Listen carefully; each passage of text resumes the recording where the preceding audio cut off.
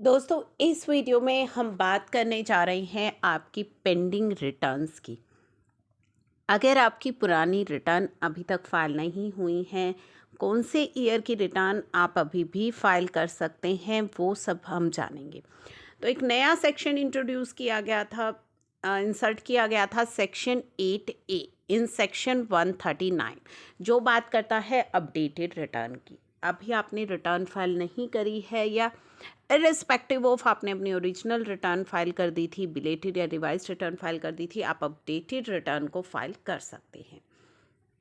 तो वही चीज़ें यहाँ पे लिखी गई है। This section provide updated return can be filed by person irrespective of the fact whether such person has already filed original belated और revise return for the relevant assessment year और नॉट। तो यहाँ पे अपडेटेड रिटर्न फाइल करने का जो मौका है वो किन्हें दिया जाएगा, किस ईयर के लिए वो मौका आपको मिलेगा। तो पहले हम देख लेते हैं कि जो अपडेटेड रिटर्न है वो कब तक आप फाइल कर सकते हैं। Updated return can be filed at time within 24 months from the relevant assessment year. यानी कि असेसमेंट ईयर समाप्त होने के 24 महीने तक आप अपडेटेड रिटर्न को फाइल कर सकते हैं।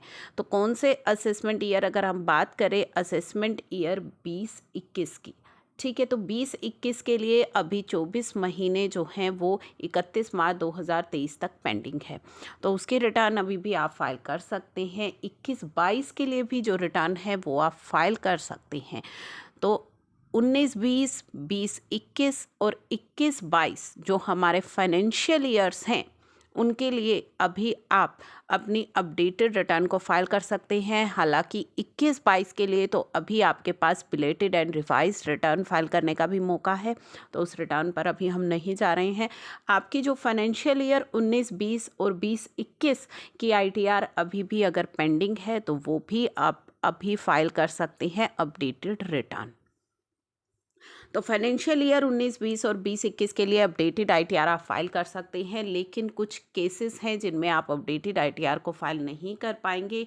Is a return of loss. अगर आपकी लॉस की रिटर्न है तो फाइनेंशियल ईयर 19-20 की अभी आपने आईटीआर फाइल नहीं की है, लेकिन आपकी लॉस की रिटर्न है, लॉस आ रहा है, तो आप फाइल नहीं कर पाएंगे। Result in lower tax liability determined on the basis of original revised और बिलेटेड रिटर्न। अगर आपने ओरिजिनल रिटर्न फाइल कर दी थी, बिलेटेड या रिवाइज्ड आईटीआर अपनी फाइल कर दी थी फाइनेंशियल ईयर 19-20 की, लेकिन अब जो आप अपडेटेड रिटर्न फाइल कर रहे हैं उसमें अपनी टैक्स लायबिलिटी को कम करना चाहते हैं, तो ऐसा आप नहीं कर सकते। रिजल्ट इन और इंक्रीजिंग द रिफंड आप बढ़ाना चाहते हैं। पहले आपने ओरिजिनल रिवाइज्ड या बिलेटेड आईटीआर में जो रिफंड दिखा रखा है उसको आप बढ़ाना चाहते हैं अपडेटेड आईटीआर के जरिए, तो भी आप नहीं कर पाएंगे। तो 19-20 के लिए आईटीआर आप फाइल कर पाएंगे, लेकिन ये कुछ केसेस हैं जिनमें आप आईटीआर फाइल नहीं कर सकते। अब बात करते हैं कि कोई सर्च कंडक्ट है या सर्वे कंडक्टेड है अंडर सेक्शन 133A, इन केसेस में भी आप रिटर्न फाइल नहीं कर पाएंगे।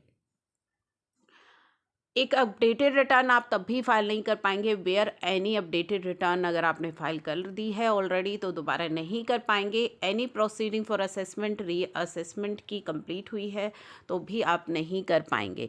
इसके अलावा अपडेटेड रिटर्न जब आप फाइल करेंगे तो आपको कुछ एडिशनल टैक्स की पेमेंट करनी है। कितनी करनी है? अगर मान लीजिए आप अपनी अपडेटेड रिटर्न को विद इन 12 मंथ्स फाइल कर रहे हैं, यानी कि समय तो दिया गया है आपको 24 महीने का, लेकिन पहले 12 मंथ्स में अगर आप फाइल कर लेते हैं तो 25% of the aggregate of tax and interest आपको पे करना है। आफ्टर एक्सपायरी ऑफ 12 मंथ्स आप अपनी अपडेटेड रिटर्न फाइल कर रहे हैं तो 50% of aggregate of tax and interest payable आपको एडिशनल टैक्स की ये पेमेंट करनी पड़ेगी अपनी अपडेटेड रिटर्न के साथ।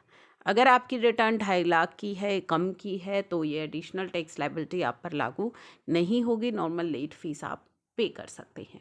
तो ये आपके पास अभी भी एक विकल्प बचा हुआ है। अगर 19-20 की आपकी आईटीआर पेंडिंग है तो उसे आप फाइल कर सकते हैं 31 मार्च 2023 तक। इसे शेयर कीजिएगा ताकि जो भी परेशान है, अभी रिटर्न फाइल करना चाहते हैं पुरानी और वो विकल्प ढूंढ रहे हैं, तो इस तरह से आप अपनी आईटीआर को फाइल कर सकते हैं।